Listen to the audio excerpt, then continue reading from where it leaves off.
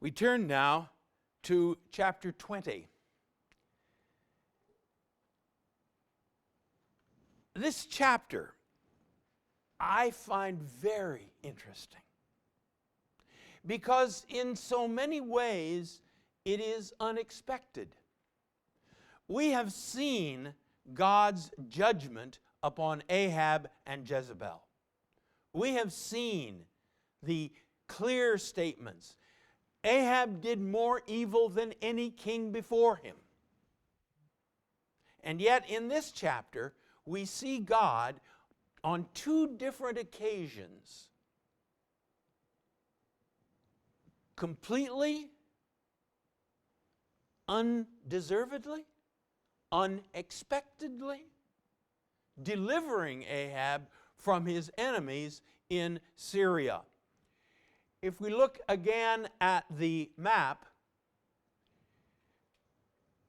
you'll notice way up at the top, Aram, with under it, in parentheses, the word Syria. Aram is the ancient name for this territory. Syria is the modern name. The capital, again, right at the top of the map, is Damascus.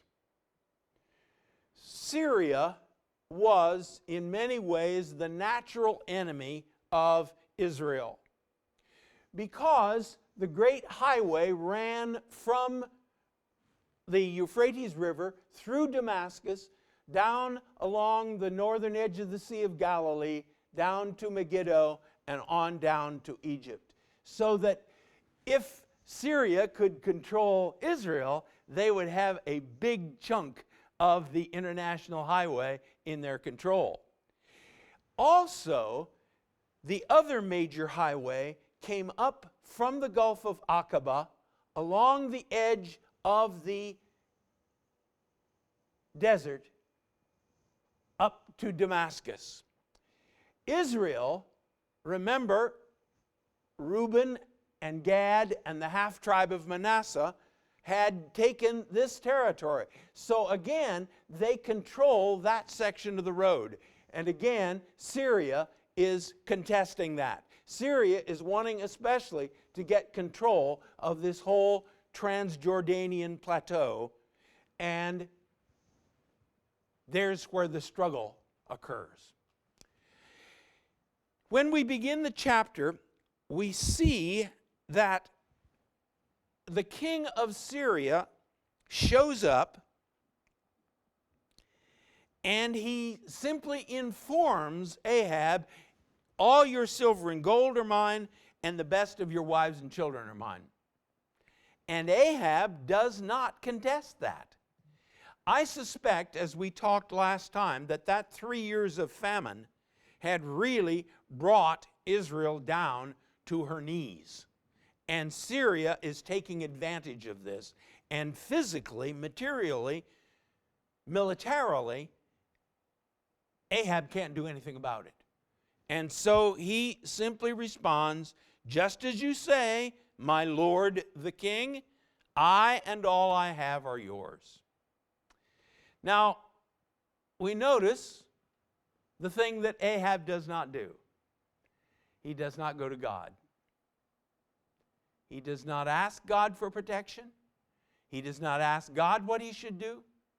He simply bows down to the superior force that is in front of him. One of the things that I have tried to learn in my life, and am embarrassed to say I have not learned it well enough yet, is that in a crisis, the first thing to do is to ask God, what is it that you want me to do? What is it that I should do? What's your will? What's your plan? How easily, in a moment of crisis, we simply say, well, okay, looks like probably I better do, no, I can't do, all right, I'll do this. Oh, by the way, God, would you please bless what I've chosen to do? But Ahab doesn't even do that.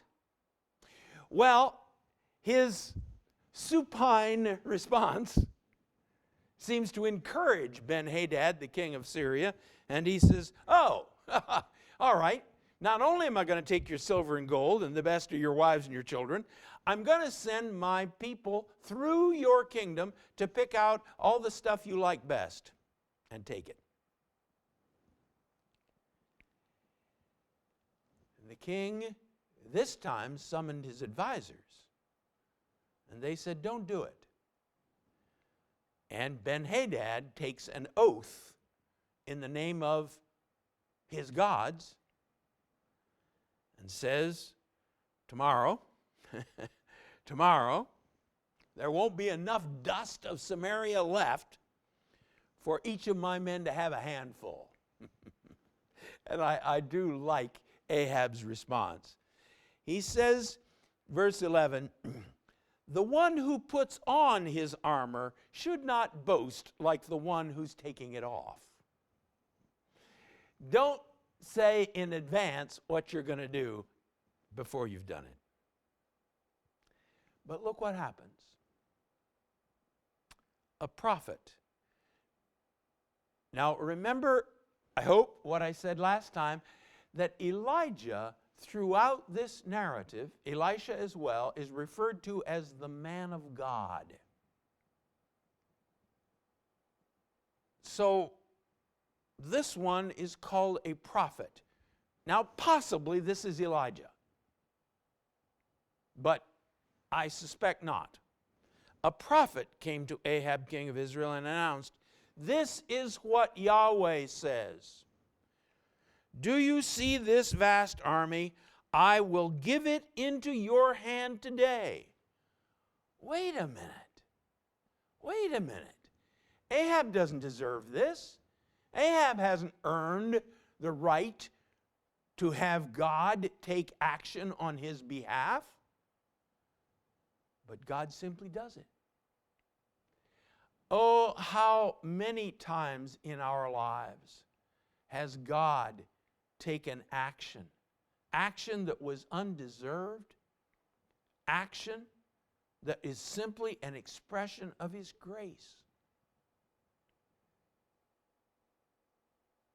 Gratitude ought to be part of our daily life. How easily we look at tragedies that have occurred to us, difficulties, problems, and we say, God, I didn't deserve that. What'd you do that for? How many times has God delivered us from tragedy? How many times has He delivered us from difficulty? How many times has He done good and gracious things in our lives that we weren't even aware of?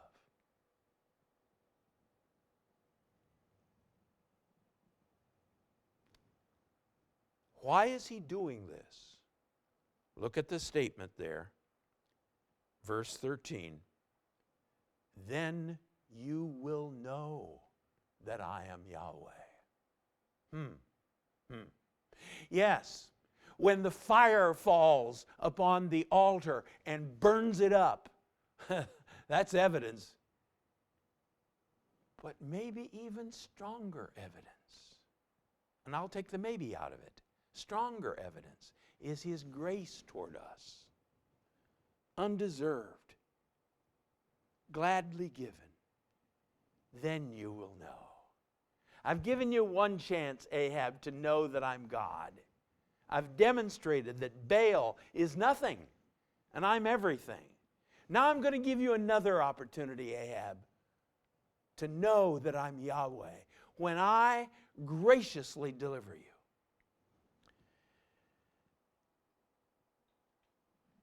So,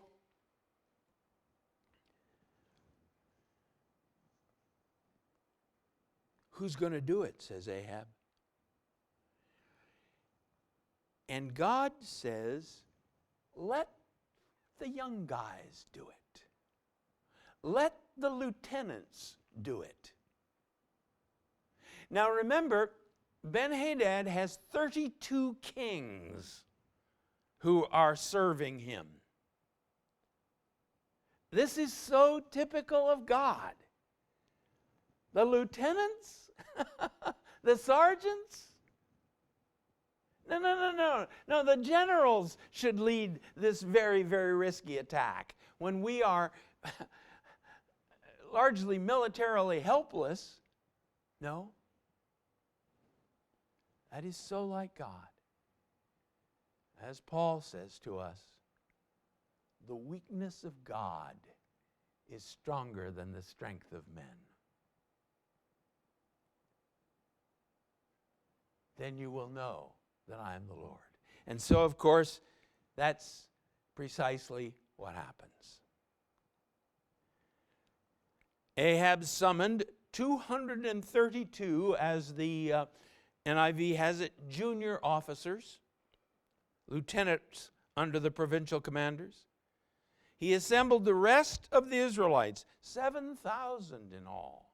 Well, when you look at the overall numbers that are typically used in the Bible, you know that's a small group. And they set out at noon, while Ben-Hadad and the 32 kings allied with him were in their tents getting drunk. So much for false confidence. It wasn't in the morning having a little drink to pick you up. It wasn't at night. It's in the middle of the day.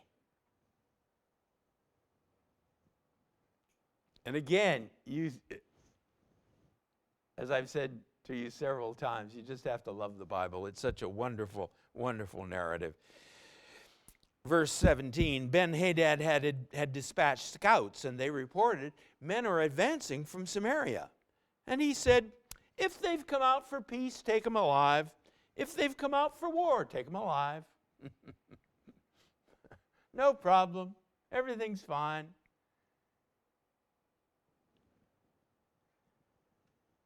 The junior officers under the provincial commanders marched out of the city with the army behind them. Each one struck down his opponent. And at that, the Arameans fled with the Israelites in pursuit. Ben-Hadad escaped on horseback with some of his horsemen. The king of Israel advanced and overpowered the horses and chariots and inflicted heavy losses on the Arameans. Yes, this is God. Using the unexpected, using what appears to be the weakest, the most helpless, and God graciously gives Ahab this great victory. This is God. God who builds a nation from 3 childless mothers of Israel. Have you noticed that? The first 3 mothers of Israel are all, humanly speaking, childless. It's no accident then that once again the Son of God is born of a woman who has never had sex. And his predecessor, his herald, is born of an old woman well beyond childbearing age. That's God. That's God. It is God who uses not firstborn sons, the gifted ones, the strong ones, the powerful ones, but secondborn sons. Why did God choose Jacob? Because he was secondborn. Because he's the one that the world says is essentially useless. That's our God. Why does Jesus choose the people he chose? Fishermen, revolutionaries, tax collectors. Why does he choose you and me? Not because we are so gifted, not because we are so able, not because the world sees in us such wonderful possibilities. He chooses, may I say it, the offscourings of the earth to demonstrate who he is and what he can do. And now you will know. So what was Ahab's response?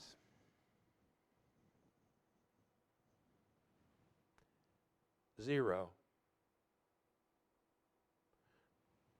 Did he fall on his knees and repent of his idolatry? No. Did he utter one word of thanks to Yahweh for this great victory? No.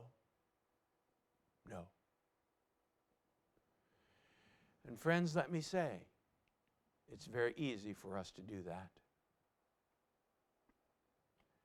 To do what Moses did in Numbers chapter 20, to take credit for God's power.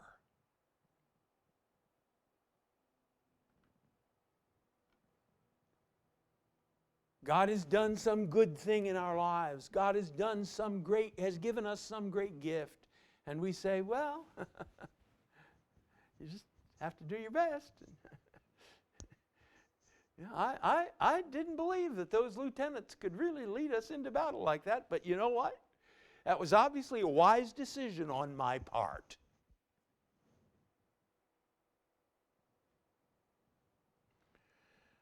The prophet says, verse 22, again, the prophet, he came to the king of Israel and said, strengthen your position, see what must be done, because next spring the king of Aram will attack you again. It's not over. It's not over. You think you've won a great victory, but in fact, this was only the beginning